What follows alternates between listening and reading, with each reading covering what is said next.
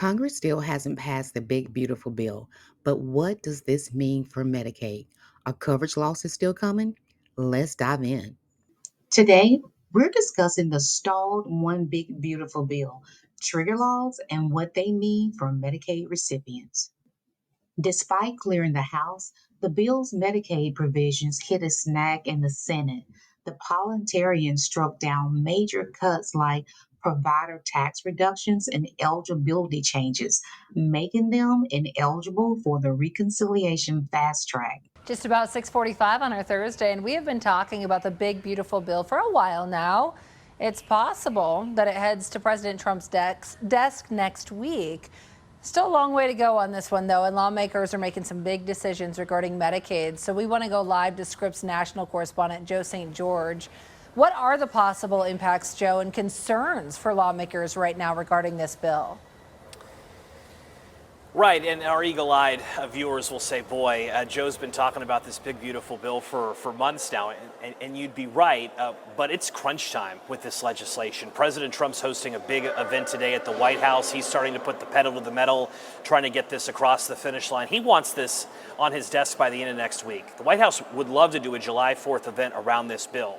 The problem is they're a ways away from getting that done. We still don't have a final text of what the Senate is going to be voting on. We still don't have an exact schedule on when the Senate may be voting. It may be a working weekend. The hope, and again, we stress the word hope, is that the Senate may vote on this, let's say, over the weekend, get this bill to the House early next week. The House can re-vote. But remember, there's questions everywhere. Democrats are against this, and that's important to remember.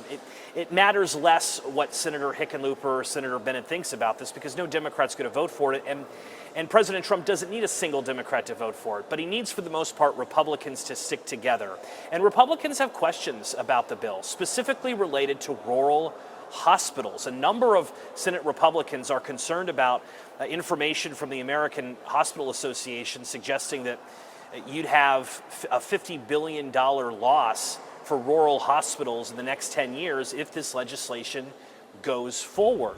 As we've been covering for years, rural hospitals in southern Colorado, they're already under funding pressures. Any changes with Medicaid, and because rural hospitals rely on patients that are on Medicaid or Medicare more than others, any changes with Medicaid have the potential of disrupting rural hospitals more than anything else. So as we chat right now, there's conversations behind the scenes about maybe creating a rural hospital assistance fund to help offset losses that may be coming. But I do need to pass along that the Senate Republicans were just dealt another blow. The Senate parliamentarian ruled just a few moments ago that part of their bill does not comply with Senate rules and has to be taken out. So Senate Republicans may be forced to rewrite this thing in the 11th hour. It's going to make getting this bill to President Trump's desk by July 4th very difficult. So now, guys, the Senate Republicans, they have to rewrite the Medicaid language in this bill before the July 4th deadline. And this is how Medicaid is at risk.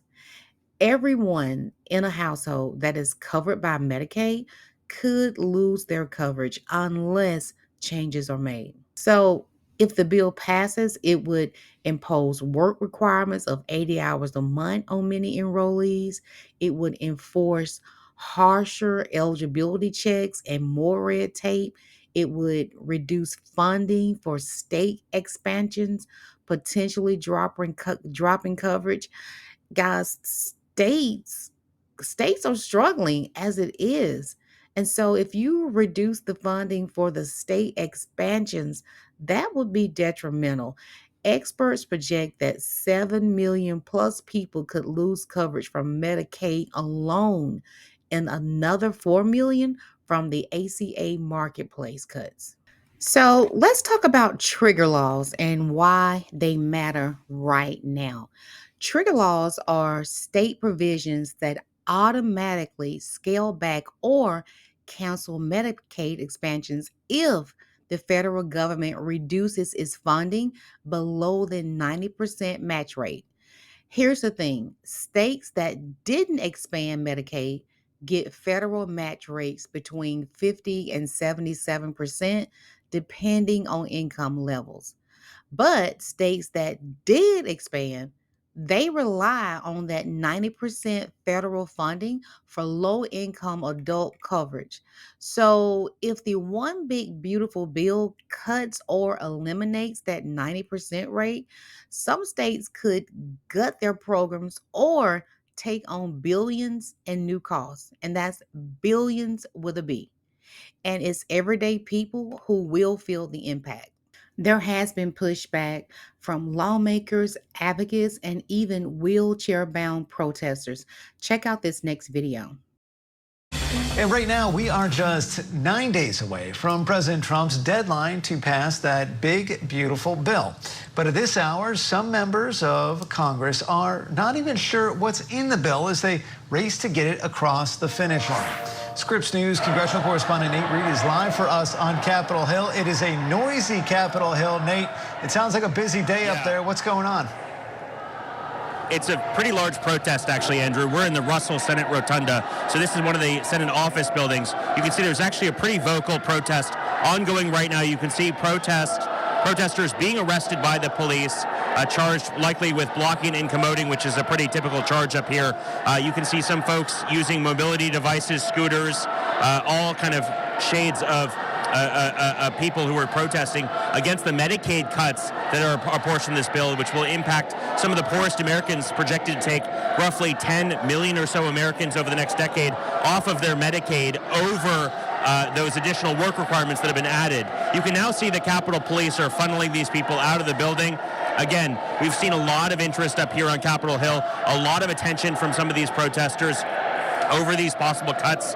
They are wildly unpopular among Democrats. The Democratic Party has tried to hold as many press conferences as possible to talk about this. But again, you can see grassroots activism making its way to Capitol Hill as this bill continues to make its way through the Senate, expected to get its first votes as soon as later this week, possibly Thursday or even Friday. Again, you know, this contentious situation seemingly starting to unwind here as members of the Capitol Police and some police sergeants arrest and handcuff using these kind of plastic flex cuffs on certain members of these protesters as they kind of get carted away, likely to be booked by U.S. Capitol Police. Again, something that we see fairly often on Capitol Hill, but notable about what they're protesting about, shouting no cuts to Medicaid and other things. So while these protests are ongoing, though, very different story up here on Capitol Hill. So, guys, I didn't play the entire video because it's like 6 minutes long, but it is linked in the video description, so you can go back and watch it.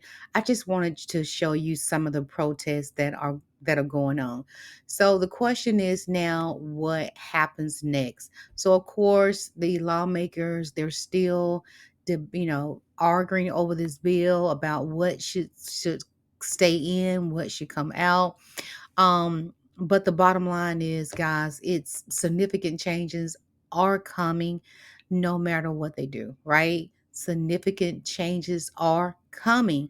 So, this is what you can do right now. So, while Congress argues, here's what you can do right now to protect your coverage and stay ready.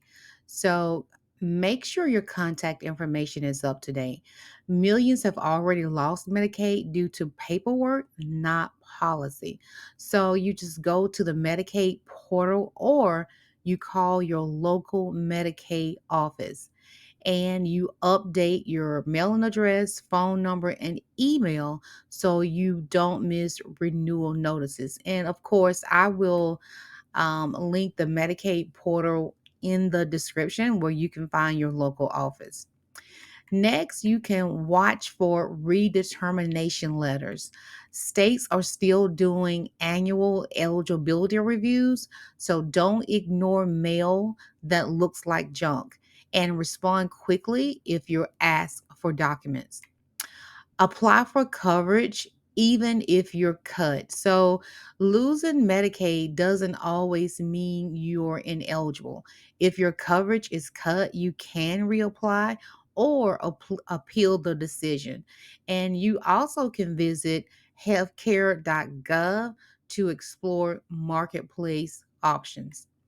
And you can also get local help with forms and applications. Once again, visit healthcare.gov.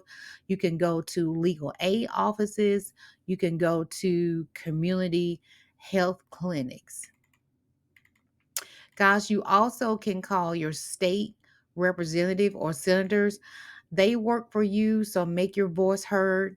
And I have to try my best not to say that with malice, because I have called my state representative about certain things, and I will be honest with you, it's just like it's just going to a black hole. But they do technically work for us, so find a way to be heard if they are not answering your phone call, but let them know how Medicaid impacts your life.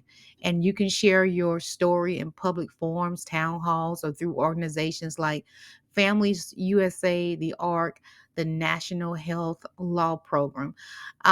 Yeah, there is when people band together. So there is your voice will be heard more if you get with an organization. So if they won't take your phone call or whatever, check out these organizations: Family USA, the ARC, and the National Health Law Program. Okay, guys, so that is it for now. I will be back with updates on or after the July 4th deadline for the big, beautiful bill to get to President Trump's desk. In the meantime, keep making your voice heard, stay informed, remember to prepare and not panic. And above all, please protect your peace and your mental health at all costs and by any means necessary. Bye, guys. Take care.